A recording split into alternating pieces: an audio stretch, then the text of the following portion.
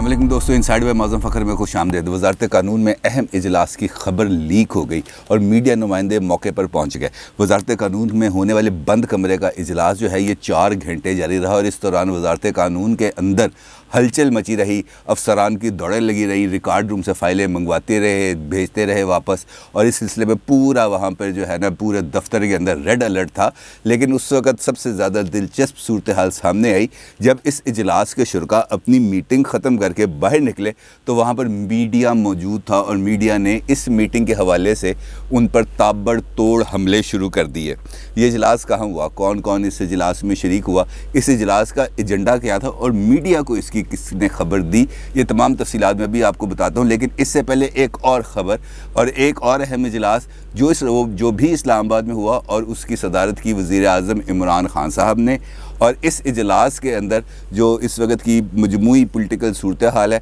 उस पर गौर किया गया और ख़ास तौर पर जहांगीर खान तरीन ग्रुप की जो सरगर्मियाँ हैं इसके ऊपर नोटिस लिया गया और वज़ीर आज़म ने फ़ैसला किया कि वो फ़ौरी तौर पर लाहौर आएंगे और लाहौर आकर यहाँ पर बैठकर जहांगीर तरीन ग्रुप की एक्टिविटीज़ और मुल्क की मजमूई सियासी सूरत हाल का जायज़ा लेंगे और आइंदा की हिकमत अमली यहाँ पर बैठ कर अपने जो अमायदीन हैं और अपने जो मोतमदीन हैं उनके साथ मिलकर तैयार करेंगे। अब लाहौर आने का उनका फ़ैसला बहुत ज़्यादा इम्पॉर्टेंट इस वजह से है क्योंकि कल ही पेशावर के अंदर उन्होंने एक तकरीब से ख़िताब किया और उस तकरीब से ख़िताब करते हुए उन्होंने एक मरतबा फिर कहा कि मैं NRO नहीं दूंगा, किसी शख्स को नहीं दूंगा। पाकिस्तान में मौजूद जो ताकतवर हलके हैं, जो पॉलिटिकली लोग बहुत ज़्यादा स्ट्रॉन्ग है, वो कानून से बालातर होना चाहते हैं, मुझे हुकूमत गिराने की धमकियां दे रहे हैं कि हम आपकी हुकूमत गिरा देंगे, लेकिन मैं उनसे ब्लैकमेल नहीं हूँगा और ये तमाम लोगों को इनको मैं कानून के नीचे लेके आऊँगा, इनको कानून के ताबे करूँगा। तो ये पैगाम अगर देखा जाए तो शहबाज शरीफ साहब के लिए तो नहीं है, क्योंकि शहबाज शरीफ साहब इस वक्त हुकूमत के लिए किसी भी तौर पर हुकूमत गिराने के लिए तो आमादा नज़र नहीं आ रही। मुस्लिम लीग नून भी और PDM भी चूँकि इस वक्त बहुत ज़्यादा मुंतशिर है इस वक्त तक, लेकिन कल हो सकता है वो दोबारा मुत्तहिद हो जाएँ, तो वो जितने मुंतशिर हैं इस के तहत वो हुकूमत के लिए किसी भी किस्म का ख़तरा बज़ाहिर तो नज़र नहीं आ रहा। तो इमरान खान साहब ने ये जो बातें की हैं ये किस के लिए की हैं, तो सीधी सी बात है कि ये तमाम तर जो उनके इरशादात थे ये थे जहांगीर खान तरीन ग्रुप के लिए। और जहांगीर खान तरीन ग्रुप को उन्होंने वाज़ेह तौर पर ये पैगाम दिया था, ख़ुद ये पैगाम दिया था कि जनाब आप मुझे ब्लैकमेल करने की कोशिश ना करें, मेरी हुकूमत को गिराने के लिए जो आपने जो हिकमत अमलियाँ बना रहे हैं, जो जिस तरीके से बजट मंजूर ना कराने की और इधर उधर की जो थ्रेट्स दे रहे हैं, ये थ्रेट्स मुझ पर काम नहीं करेंगी। अब वो आ रहे हैं लाहौर और इस सिचुएशन के अंदर जब आज उस्मान बुज़दार साहब की जो वज़ीर आला पंजाब हैं उनकी मुलाकात होती है जहांगीर खान तरीन ग्रुप के साथ और इस ग्रुप के मुलाकात के बाद इनमें एक मुफाहमती फार्मूला तय हो जाता है। जहांगीर खान तरीन ग्रुप के तमाम तहफ़्फ़ुज़ात को दूर करने की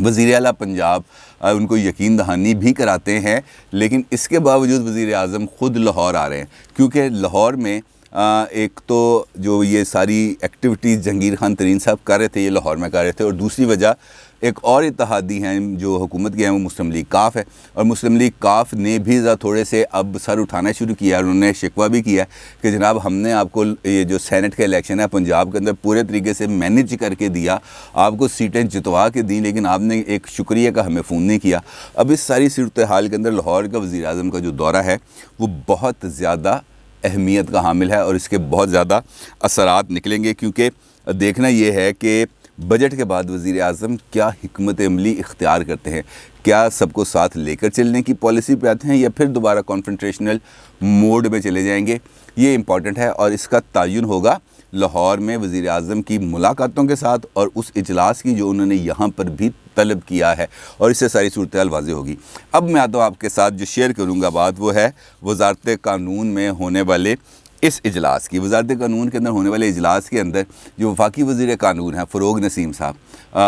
वो मौजूद थे, attorney general of Pakistan Khalid Javed Khan साहब मौजूद थे, मुशीर एहतसाब शहज़ाद अकबर साहब मौजूद थे और उसके साथ साथ बैरिस्टर अली ज़फ़र भी اس اجلاس میں شریک ہوئے، لیکن اس اجلاس کا جو بنیادی ایجنڈا تھا وہ ایجنڈا یہ تھا کہ کس طریقے سے شریف فیملی کے خلاف جو کیس سپریم کورٹ سے بند ہو چکا ہے، یعنی کہ حدیبیہ پیپر ملز کیس، اس کو کس طریقے سے دوبارہ ری اوپن کیا جائے اور ایسا کون سا قانونی جواز تلاش کیا جائے جس کے تحت حدیبیہ پیپر ملز کو ہم ری اوپن کریں اور اس پر عدلیہ کو اس بات پر مطمئن بھی کریں کہ جناب ہمارے پاس فریش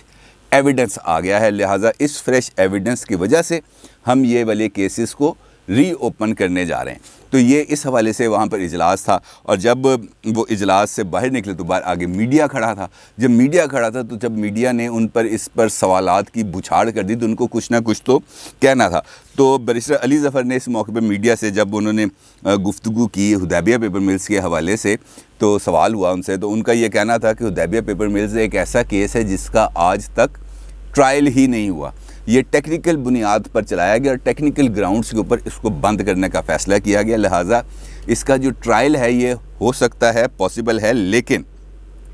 اس کے لیے ہمیں کچھ نہ کچھ فریش ایویڈنس بھی چاہیے۔ انہوں نے کہا کہ یہ معاملہ جو بھی اندر اجلاس ہو رہا تھا یہ حدیبیہ کے معاملے میں تھا، یعنی اس کا تو مجھے اتنا زیادہ علم نہیں ہے، کیونکہ میں تو ایک ذاتی کام سے آیا تھا، اٹرنی جنرل سے مجھے ملنا تھا، خالد جاوید خان صاحب سے، تو میں اپنے ذاتی کام کے لیے آیا تھا، تو میں بھی اندر 10 منٹ کے لیے بیٹھ گیا اور میں ان کی گفتگو کے اندر شریک ہو گیا۔ جب یہی سوال پوچھا گیا بیرسٹر شہزاد اکبر صاحب سے، تو ان کا یہ کہنا تھا کہ ہاں ہم آئے تھے آج یہاں پر، ہماری ملاقات ہوئی اٹرنی جنرل سے بھی اور وزیر قانون بیرسٹر فروغ نسیم صاحب سے بھی، اور حدیبیہ پیپر ملز سمیت دیگر تمام قانونی امور پر ہماری بڑی تفصیل کے ساتھ گفتگو ہوئی ہے۔ ان کا یہ کہنا تھا شہزاد اکبر صاحب کا کہ حدیبیہ پیپر ملز کیس کو کھولنے کے لیے اور تفتیش شروع کرنے کے لیے ضروری ہے کہ ہم عدالت کو مطمئن کریں کہ جناب یہ کیس کھلنے کے لائق ہے اور ہم تمام قانونی پیچیدگیوں کو دور کرنے کی کوشش کر رہے ہیں۔ لیکن اس سے پہلے، یعنی کہ اس اجلاس سے پہلے ہی جو وزیر داخلہ ہیں شیخ رشید صاحب، وہ اس بات کا اعلان کر چکے تھے کہ اگلے 2 سے 3 ہفتے کے دوران ہم یہ والا کیس جو حدیبیہ پیپر ملز کیس ہے وہ ہم ری اوپن کرنے جا رہے ہیں۔ اور اس معاملے کے اندر جو اہم ڈیولپمنٹ ہے، جو میرے ذرائع جو وزارت قانون اور اٹرنی جنرل آفس کے اندر موجود ہیں، ان کا یہ کہنا ہے کہ حدیبیہ پیپر ملز کیس بنیادی طور پر 2 مقدمات ہیں۔ ایک مقدمہ ہے حدیبیہ پیپرز ملز کا اور دوسرا مقدمہ ہے حدیبیہ انجینئرنگ پرائیویٹ لمیٹڈ کا۔ حدیبیہ پیپر ملز کا کیس چلا، اوپن ہوا، اس کا ریفرنس دائر ہوا، پھر شریف فیملی چلی گئی ملک سے باہر، جس کی وجہ سے ریفرنس جو ہے اس کی سماعت نہیں ہو سکی، اور جب وہ واپس آئے ملک میں 10 سال کے بعد تو اس کیس کو ری اوپن کرنے کا جب انہوں نے بات کی نیب نے، تو ان کو یہ کہہ دیا گیا کہ جناب یہ ٹائم بارڈ ہو چکا۔ اور اسی معاملے کو جب پاناما کیس کے اندر دوبارہ جو پاناما GIT تھی اور جو اس کی ورڈکٹ تھی، اس کے تحت انہوں نے کہا تھا کہ اس کیس کو دوبارہ اوپن کریں سپریم کورٹ آف پاکستان نے، تو جب اس کے تحت نیب جب اپیل کے لیے کیس کو ری اوپن کرنے کے لیے جاتی ہے عدالت عظمیٰ میں، تو عدالت عظمیٰ اس کو ٹائم بارڈ قرار دے کر اس کو بند کر دیتی ہے اور پھر اس کے خلاف نظر ثانی کی اپیل بھی خارج ہو جاتی ہے۔ اب حدیبیہ پیپر ملز کا تو یہ معاملہ ہے، جبکہ حدیبیہ انجینئرنگ کا جو معاملہ ہے وہ تو اس وجہ سے بالکل فریش معاملہ ہے کہ وہ آج تک کیس لگا ہی نہیں کسی جگہ پر نا، اور اس کی وجہ سے اب یہ جو کل وہاں پر جو ہوا اجلاس، جو وزارت قانون کے اجلاس کی میں آپ سے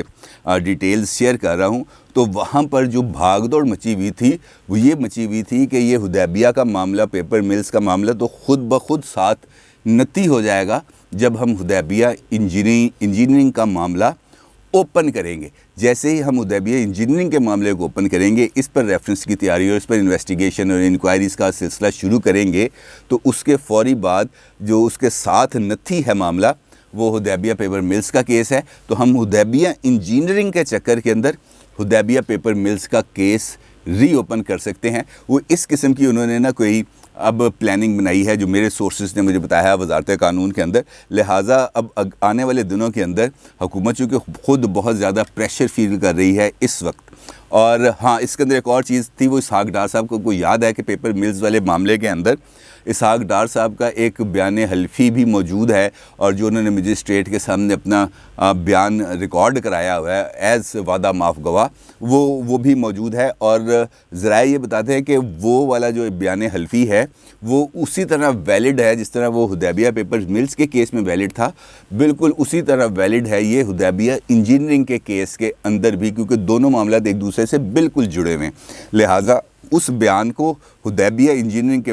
کیس کے ساتھ لگا کر اس کو نئے سرے سے دوبارہ آگے بڑھانے کا پلان بنایا گیا ہے۔ اب اس پہ وہ کس حد تک کامیاب ہوتے ہیں اور کس طریقے سے اپنی یہ جو قانونی مشاورت ہے اس کو مکمل کرتے ہیں، یہ اس معاملے میں بہت اہم ہے۔ اس وقت حکومت خود بہت زیادہ دباؤ میں ہے، کیونکہ ایک جانب حکومت کے اوپر یہ پریشر ہے کہ وہ پولیٹیکل گراؤنڈ لوز کیے جا رہی ہے، اور دوسری جانب جو آئے روز نئے سے نیا سکینڈل حکومت کے خلاف سامنے آ رہا ہے، اس کی وجہ سے بھی حکومت کی جو ریپوٹیشن ہے وہ بہت برے طریقے سے متاثر ہوئی۔ اس ساری صورتحال میں حکومت کے لیے ضروری ہے کہ وہ اپنے ووٹر اور سپورٹر کے سامنے یہ والے نیریٹو کو قائم رکھے کہ وہ احتساب کے لیے نہ صرف یکسو ہے، بلکہ پاکستان کے اندر جو کرپشن کی گئی ہے اس کرپشن کو بے نقاب کرنے کے لیے اور اس کے تمام ملزمان کو کیفر کردار تک پہنچانے کے لیے نہایت سنجیدہ ہے۔ لہٰذا اس کے لیے ضروری ہے کہ حکومت یہ والے تمام کیسز کو کسی نہ کسی طریقے سے عدالت کے سامنے لے کے آئے، کیونکہ اگر عدالت ان کیسز کو کھولنے کا فیصلہ کرتی ہے تب بھی اپوزیشن پر پریشر آئے گا، اور اگر عدالت حکومتی موقف کو مسترد کر دیتی ہے، خاص طور پر حدیبیہ پیپر ملز والے کیس کے اندر، تو پھر حکومت کو یہ کہنے کا موقع مل جائے گا اپنے ووٹرز اور سپورٹرز کو کہ جناب ہم تو یہ سارا کام کرنا چاہ رہے تھے، لیکن ہمیں ان اداروں کی وجہ سے، ان اداروں کی طرف سے وہ سپورٹ نہیں مل سکی جو ہم چاہتے تھے۔ اور اس بات کا اعادہ پھر وزیر اعظم نے خود اپنی ایک تقریر میں کیا، جو انہوں نے کہا کہ نیب گزشتہ 23 سال سے کام کر رہی ہے اس ملک کے اندر، لیکن اگر وہ ٹھیک طرح سے کام کر رہی ہوتی، وائٹ کالر کرائمز کا خاتمہ کرنے میں یکسو ہوتی اور اتنا وقت نہ لگاتی مقدمات کو سمیٹنے میں، مقدمات کو چلانے میں اور مقدمات کی پیروی کرنے میں، تو آج ملک کرپشن فری ہوتا۔ یہ انہوں نے نیب کے بارے میں خود کے بات یہ کہی ہے، اور یہ بات بھی انہوں نے آج ایک تقریب سے خطاب کرتے ہوئے کی۔ لہٰذا حکومت کا جو موقف ہے، جو نیریٹو ہے، وہ اپنی جگہ پر قائم ہے کہ ہم احتساب کے لیے یکسو ہیں۔ اب اس احتساب کے لیے انہیں کان ادھر سے پکڑنا پڑے یا بازو گھما کے پکڑنا پڑے، وہ ہر ایک کام کے لیے تیار ہیں تاکہ وہ اپنے نیریٹو کو لے کر اپنے ووٹرز اور سپورٹرز کے پاس جا سکیں۔ جہاں تک اب حدیبیہ پیپر ملز اور حدیبیہ انجینئرنگ لمیٹڈ کا معاملہ ہے، تو یہ معاملہ جس سے میں نے آپ کو بتایا کہ اب یہ وزارت قانون اور اٹارنی جنرل آفس کے درمیان ایک شٹل کاک بن چکا ہے، اور اس کے بعد یہ اگلے جو ان کا لاہ عمل ہے وہ یہ ہے کہ یہ اپنا پیرامیٹرز طے کرنے کے بعد اس معاملے کو ریفر کریں گے ایف آئی اے کے پاس، اور پھر ایف آئی اے ان دونوں معاملات کو دیکھنے کے بعد حدیبیہ انجینئرنگ کے معاملات کے تحت حدیبیہ پیپرز ملز کے کیس کو ایک دوسرے کے ساتھ نتھی کر کے اس پر انویسٹیگیشنز کا آغاز کریں گے، تاکہ عدالت کو بتا سکیں کہ ہم حدیبیہ پیپرز ملز پر تحقیقات نہیں کر رہے، ہم حدیبیہ انجینئرنگ لمیٹڈ کی تحقیقات کر رہے تھے، جس میں سے جو تانے بانے ہیں، جو اس کے جو سرے ہیں، یہ سب ایک دوسرے سے مل رہے ہیں۔ تو لہٰذا اس کی وجہ سے ہمیں حدیبیہ پیپر ملز کے معاملات کو بھی دیکھنا پڑ رہا ہے۔ لہٰذا یہ ایک نیا پنڈورا باکس ہے جو حکومت آنے والے دنوں میں کھولنے کا ارادہ کری، اور وزیر داخلہ کہہ چکے ہیں کہ اگلے 2 سے 3 ہفتے کے اندر یہ والا معاملہ بھی عدالتوں کے اندر یا ایف آئی اے کے اندر جائے گا، جس کا مقصد صرف اور صرف اپوزیشن پر پریشر ڈالنا ہے۔ اب دیکھنا یہ ہے کہ حکومت اس ساری صورتحال سے کس طریقے سے فائدہ اٹھاتی ہے یا کس طریقے سے اور زیادہ بدنامی اپنے گلے میں ڈالتی ہے، اس کا فیصلہ تو آنے والا وقت کرے گا۔ اپنی رائے کا ضرور زراعت کیجیے گا۔ آپ کا بہت شکریہ۔ اللہ حافظ۔